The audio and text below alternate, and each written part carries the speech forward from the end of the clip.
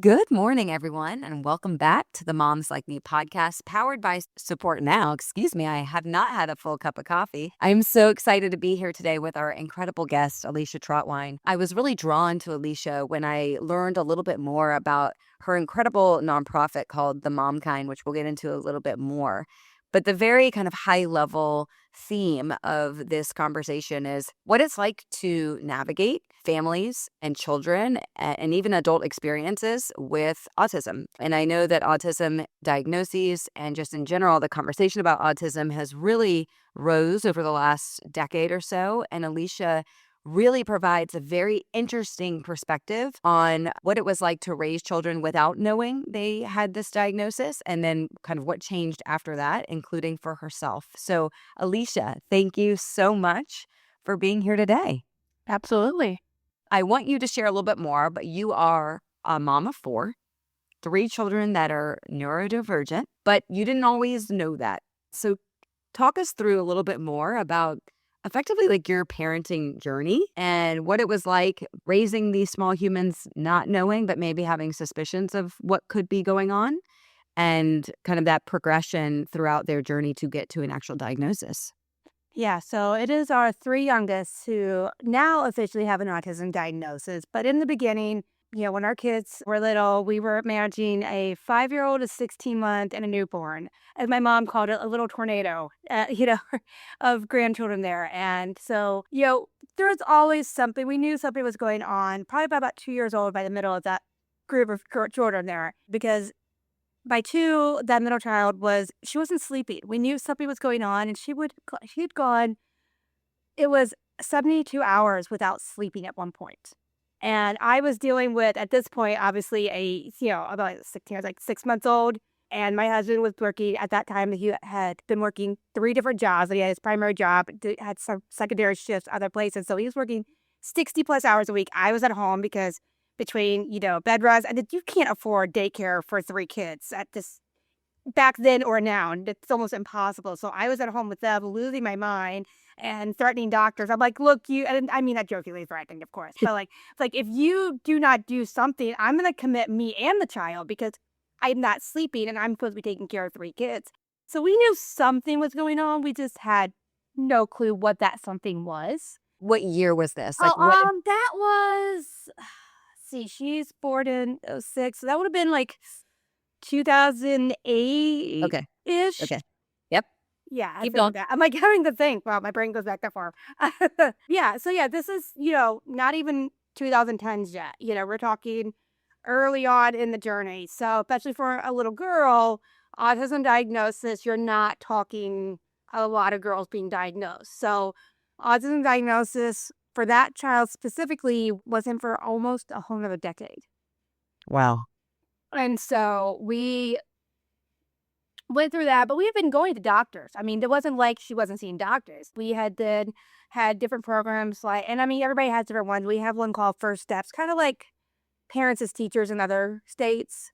We have that here, but this one was basically they send out speech therapists, physical therapists for any child that have delays because the baby of that group was having severe speech delays. So by the time that they were 2.5, there was speech I could understand, but no one else could understand. And Alicia, what were the doctors saying when you kept taking your daughter? As you said, there was a lot of doctor's appointments. What was the response? What were they diagnosing her with, or what were they claiming was going on with her? At most, the diagnosis on the charts, and granted, we barely had my charts back then. Sure. So at most, it would say sleep issues or mood disorder. General mood disorder at that. And that was as much as I could get them to concrete diagnose. And at the time, and understanding now, looking back, I do absolutely understand doctors didn't want to put something down if they didn't have a concrete answer. But they didn't want to label anything. Since they didn't have an answer and there was nothing they could be like, oh, we have this, they had nothing. So they were documenting symptoms. They had it in their charts like, oh yeah, they're complaining of this sleep issue, this mood issue, this whatever. But there was no documented anything really. And do you think that part of that was because there wasn't as much attention on autism at the time, or they were just being extremely cautious and diligent before handing out that diagnosis? A little of both, but more because both of the children were assigned female birth. And so, had either of them been little boys, they would have possibly about this time been diagnosed autistic, because about the same time period, I have a younger brother who is a little over a decade younger than me. And so I'm already moved out of the house. I've already started my own family. And at this time, he's getting his autism diagnosis. So I watched him growing up, not having a diagnosis either, changing his diapers, watching those early years, seeing the process and not getting an answer to what was going on with him until Mhm. I already had children of my own. And so we were just at that stage in the journey where they were even understanding autism from the perspective of children who what we now see as level 1. And so we went years like that. So we went years through seeing specialists, so therapists, speech therapy, inside and outside the home, physical therapists. I mean, you went everything and anything we could.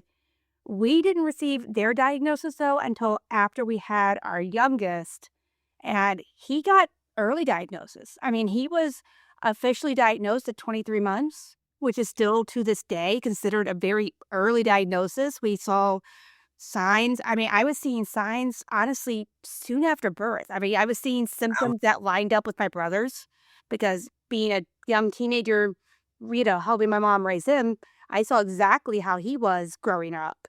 And what were those things? What were those signs that you saw that early?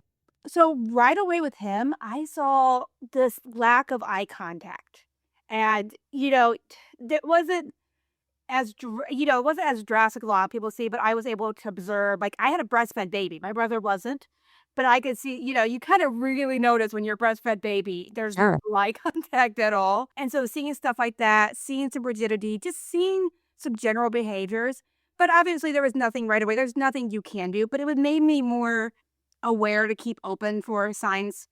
And I also, as we were going, we were seeing more doctor more regularly, just honestly how we see doctors now compared to 20, 30 years ago, just the routine appointments you go to. And it was quite interesting because even the difference between my older children to my youngest, that 18-month appointment, there was an actual questionnaire my doctor handed me that I had never seen with any of my other children. And it was an autism screening. Now, obviously, it wasn't labeled as such because they're not going to, try to, they try to minimize any, warnings for parents. But now that's more standard just in general. And there were some red flags that went off right then. And he was kind of on the border at that point on, okay, let's wait and see. Basically, there was enough to be concerned, but not enough to necessarily get a referral. The doctor's like, hey, if anything else that was on that list comes up, I need you to reach out to me and let me know. And I was like, okay, cool. And within less than a month, he had lost all his words. Wow. We had complete regression. So we went from speaking, yeah, I mean, I think he at that point in time was probably at well over 100 words to he had lost even saying things like mom and dad. And so that was like the most clear cut sign you had that regression. So we got a referral to the local autism center, which is a phenomenal one here in the St. Louis area. And he got that appointment within a few months, and he had that diagnosis by 23 months. And his diagnosis is actually what helped lead to the other children's diagnosis. And Alicia, what year was that for your youngest? That was 2000. He was born 14, so that was 2016. Right. So even in that 8 years that you described, you said that your daughter was born '08, and then the 8 year difference between your oldest and your youngest, how much had been developed and established in terms of protocols within the pediatrician. I'm curious for you, getting that diagnosis, what do you recall feeling? Was it relief? Was it fear? Was it frustration? Because again, it's not like it's like again, but also did the clarity help? Like what was your headspace like at that So, moment? yeah, so it's kind of wild. So it was actually, let's wait, so the OA is actually the middle of the three. So we have Okay. 06, OA, and 14. And so the oldest didn't get it for another year, the three. And so it was crazy because I had appointment completely different facility because by then I'd already learned do not put them with the same doctors. I mean, we eventually found went to the same autism specialist, but for diagnosis, like, separate them because they will bunch the kids together inadvertently because they're like, "Oh, well, they're siblings, they're gonna have similar things, and the kids need to be separated." So, I had gone with a completely separate facility, and thankfully, this doctor, I can guarantee, would have diagnosed the child autistic no matter what, but we've gone and we were seeing this psychiatrist ahead of time before the actual autism evaluation, and it was so clear to the psychiatrist that she's like, "We don't need the autism evaluation. It's that clear with an hour of sitting in a room with my child." And so we hit it very lucky with that. But it was one of those things of we had just gotten a diagnosis. It was 6 weeks before that we got between the diagnosis. So we have this autism diagnosis for the youngest where I'd already gone through some levels of relief, and then, you talk about the cycles of grief, and there is so much. There's this whole, like, "Okay, what have I done wrong? What have I done, is it my fault?" 'Cause you do know genetics, you also know, like, there's all different things. You have these different feelings with the parent. I'd also been going through this back and forth of, "What if I'm wrong? What if I'm making up? Maybe I've studied too much into this now. Why am I going through all this testing? It's not this." And so I'd already gone through that stress, now I have this relief, and now I'm going to this next appointment, and I walk away from that appointment like, "Oh, thank God, I have an answer." Because you're like, I've been through all these years with the youngest, at least, it was like, "Okay, I'm going back and forth, but I have no answer at that point." But with his diagnosis, it was like, "Fine, okay, I have an answer." With, now I've had 6 weeks of trying to process his.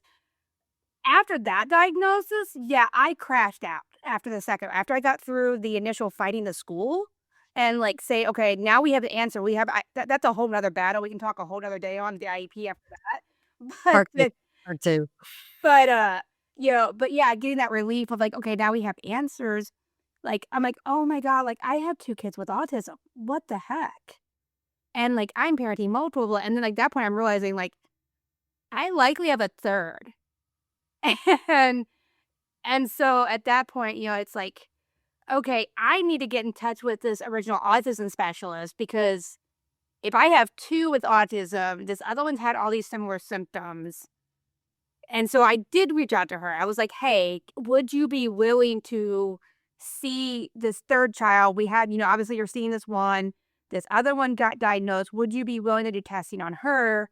And she's like, "Yes, let's get her in," because obviously genetics, things like that. And so she rather received her diagnosis at 11. So within Wow. a little over a year, we went from absolutely not knowing anything at all to having 3 diagnoses at 23 months, 8 years old, and 11. So, the early diagnosis that, like, the textbook ideal time to extremely late diagnosis, and then I know we've talk about it later, but then after that, I think it was about 3 and a half, 4 years later that we wound up with my diagnosis.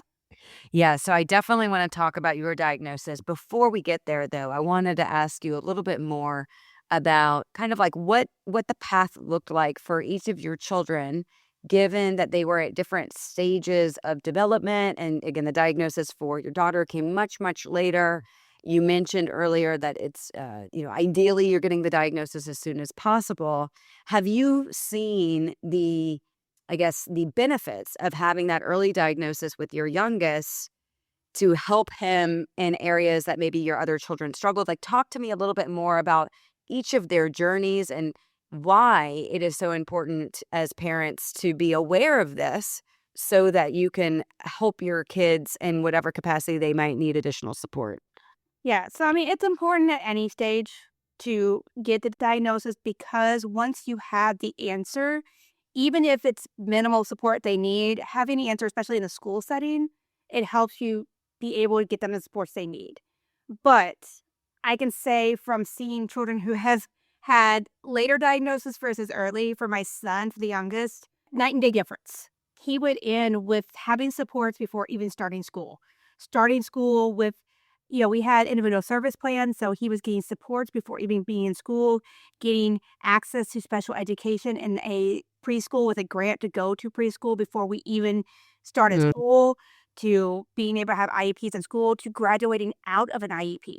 that he is fully integrated with no supports whatsoever. He's successful right now playing sports and, he's doing absolutely phenomenal to the child who, my other two who one, you wouldn't have known she needed support but she struggled with being bored all the time because she wasn't being challenged enough to the middle one who was bullied because they were struggling so hard with emotional regulation. They weren't being supported. It took us, I mean, years of having to homeschool because the lack of supports. Because by the time that we got supports, it was almost too late.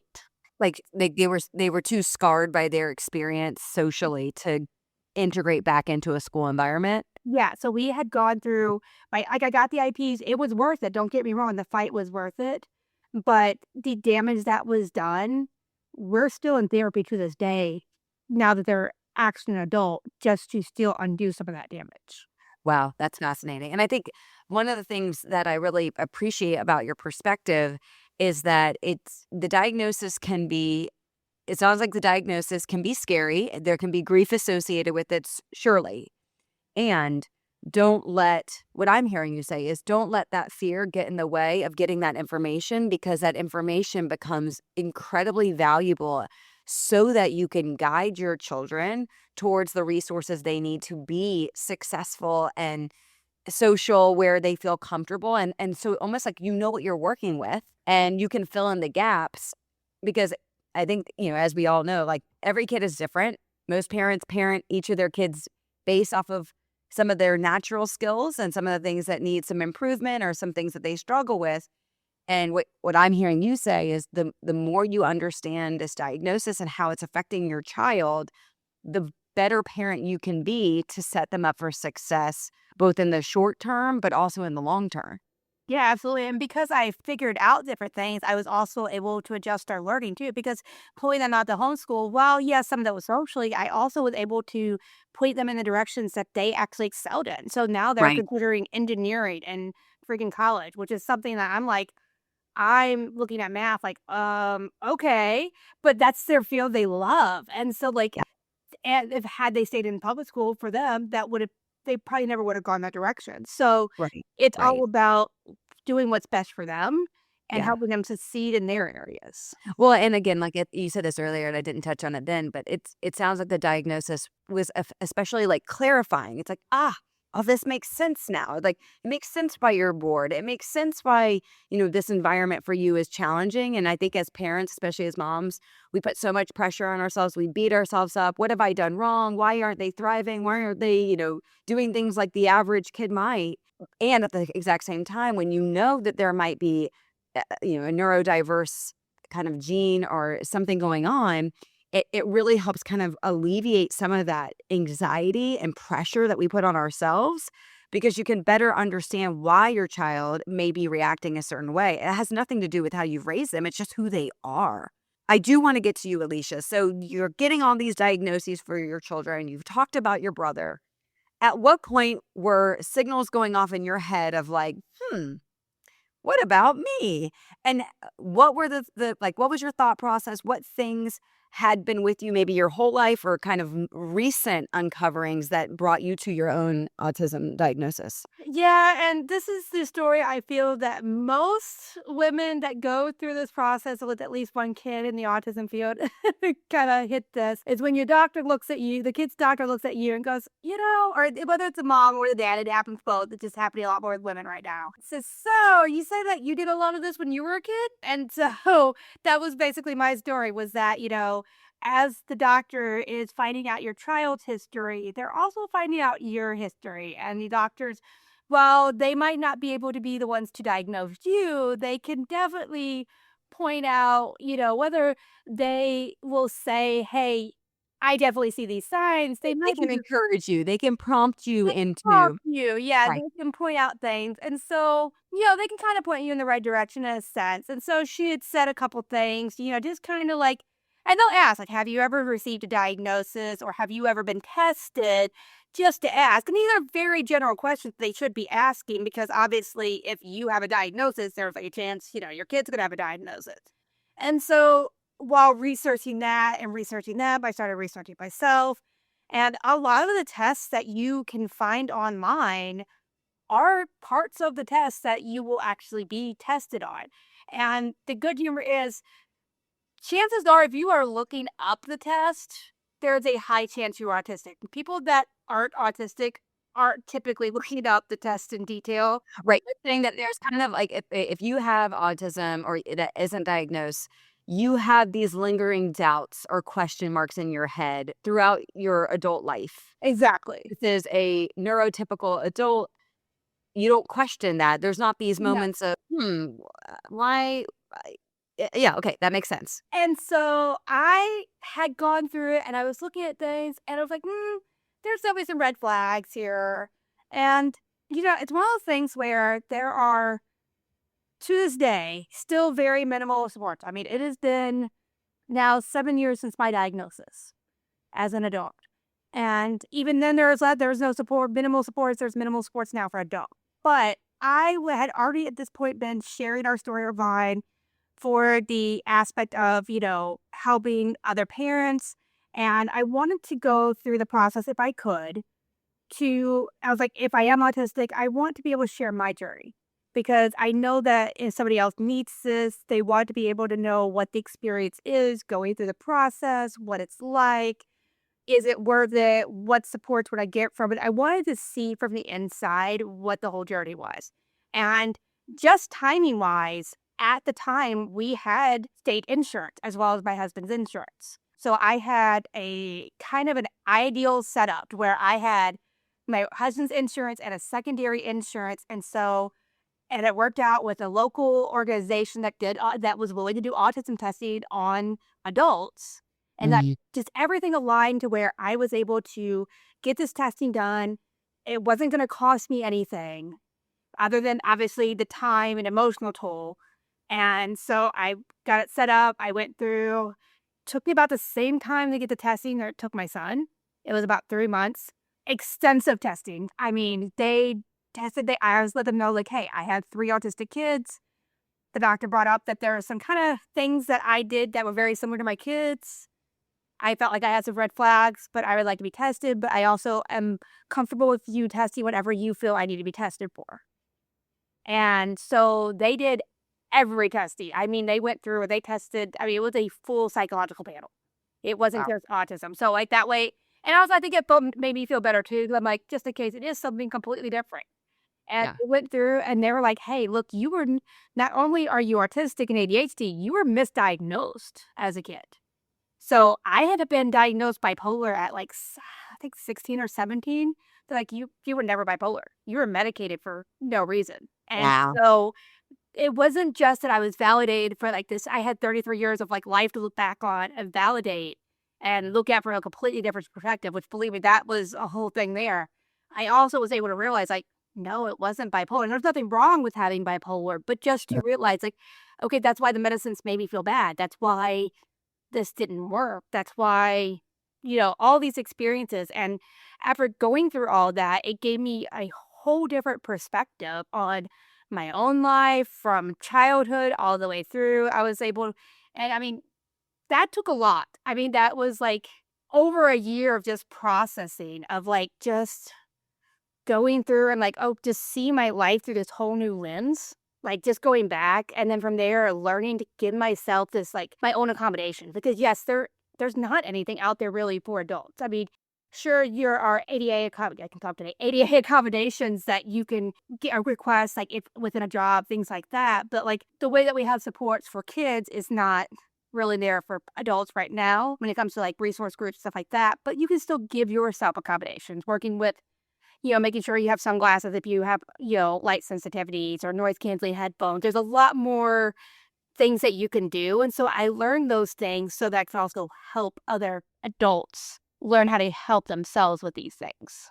I mean, Alicia, it sounds pretty emotional actually to get this diagnosis and then to have this moment of reflection where now all of these, I'm sure there were so many moments throughout your life, toddler, child, young adolescence, where maybe you questioned or doubted why you felt a certain way. And now this diagnosis gave clarity and enlightenment of, oh, this all makes sense now. But I would imagine that was still pretty emotional for you, not just because, doctors got it wrong, but also kind of all those missed moments to give yourself some grace. Because I have to imagine that life could have been more challenging for you at times, and you didn't even know why. Yeah. Oh, absolutely. And, thankfully, we look back and I laugh with my mom now because we look back and we realize there's at least 5 generations of autistic women. And then my dad is also likely autistic too. So we look back and laugh. And there are, thankfully within the home life, there was a lot of accommodations given. And I am very lucky on that we naturally accommodated things. I mean, obviously, growing up in the 80s and 90s, we didn't have a lot of the resources that we have now with technology. Right. But so I was very lucky on inside the home, but yeah, definitely in school settings and outside, yeah, there was a lot of different moments, and I'm, like, looking back, I'm like, "Well, holy crap," like, you look at that like, "Yeah, that's wild," like, I really wish I would've known that, I really Yeah. and Right. that's yeah, it's a lot, it was definitely an emotional toll, and it took but it does also make sense, it's like, yeah, no wonder I had anxiety and depression in my early adult years, like, who wouldn't? Right, right, exactly. Who wouldn't? So, a couple more questions, or really one more question as we begin to wrap up. A common theme I see online, I hear in even my social circles, is people are often really scared of an autism diagnosis. In some ways, I feel like the term has been demonized. It's like, oh, anything, like, please, anything, but please don't be autism. At least that's what I see on some of my social feeds. What do you say to those moms that get this diagnosis and are in full panic mode for what this means, not just for their child, but for themselves? Yeah, and I mean, that's something that unfortunately, while it's gotten better, yeah, it's something parents have been dealing with for decades. I mean, even with, before all the acceptance and awareness that we're at, and that's why we still keep working on acceptance and awareness. But Sure. the biggest thing I think parents need to realize is that your kid's autism is going to be there whether you recognize it or not. And by ignoring it or fearing it, it's not going to change anything but to make it worse. And so, but by embracing it and learning, like, hey, your child is the same before your autism diagnosis as they are after it, that you are just focusing on your child. Your child is the same they were. So now you're just looking at, okay, how can I support my child? What can I do moving forward? And you also control the narrative. I mean, look, the people in your life, yeah, there are going to be some people that are going to be ignorant. And there comes a point where you have to say, do I want that person in my life? If they are someone that you explain, and yeah, it's okay that if they're ignorant because they don't know and you explain and you say, hey, this is what autism is. Let's not use this language because say they're being ignorant about it, they're saying certain words, whatever, and you correct them and they correct themselves. They realize, okay, I was wrong. I'm sorry. They move forward. Great. If they continue being ignorant, maybe they're not somebody who should be in your life. Right. Right. And you just have to make the choices that are best for you and your child and your family. Yeah. I think that's great advice, Alicia. And I think that's just great parenting advice anyway. Like, run towards the problem, not away from it, because you're gonna care for your child no matter what. And you have to be willing to to face what's right in front of you. And that's not easy. No, I don't like that's not easy at all. Because to your point about grief, I think everyone envisions a certain type of child. Maybe that's different parent to of parent, course. but you still have a vision of what parenting is going to be like.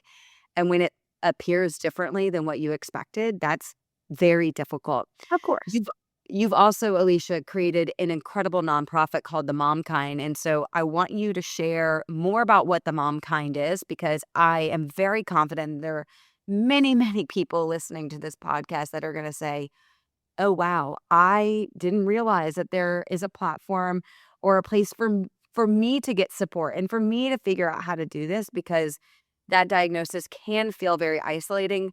And my knowledge of what you've built is it's designed so that it doesn't feel as scary and as isolating as it might feel, at least initially. Yeah, and so yeah, exactly that. The Mom Kind is just a free resource. It is where parents can go to find information on autism parenting, whether you're parenting one child with autism or like me and you're parenting multiple. That's why I started it because there was really not much out. I mean, now there's multiple places you can go to have, different people sharing their experiences. But back then when I started this, there was pretty much no one sharing about multiple children with autism. And Yeah. so basically it's to help you find different resources, whether it's understanding how to navigate a dental appointment with an autistic child or a school IEP, just to make navigating normal everyday experiences that most people don't think about, making it just a tiny bit easier for you and connecting you with other parents that have been through the same thing. I love that. And I think so much of what people, especially medical moms, seek is a little bit of optimism and light from parents that are a little bit further along in the journey. When you first get the diagnosis, it can feel overwhelming, it can feel scary, and you're worried about what life is going to look like 5 years from now, 10 years from now. And so when you have examples of what it can look like as when your kid is a teenager or an adult, or as you hopefully, God willing, your kid is able to go to college, those sort of moments and people that you can gravitate towards can be very impactful in how you get through the hard early days when you're still trying to figure all of it out. And I think it's just wonderful that you've created such a resource that has resonated with so many people. Alicia, I also want you to share with everyone, if people are compelled to follow you and learn more about you, where can they find you? Again, thank you so much for today, because this is such a heavy topic of discussion and culture. And what I love about your story is there's so many layers to it. You've been through this crazy timeline of the autism term, but you're also providing resources that can really help. So where can they also follow you for more information?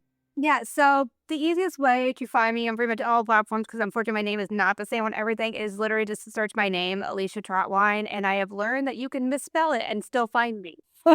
I've looked at my search terms, and apparently you can spell it multiple different ways and still find me. That's some strong SEO, Alicia. Well Right, done. I'm like, "Man, that's crazy," because I have looked at some of the spellings and laughed very hard, but yeah, so just type in Alicia Trautwein, TikTok, Facebook, Instagram, YouTube, Threads even. Yeah, just search me on there and you'll find me pretty much everywhere.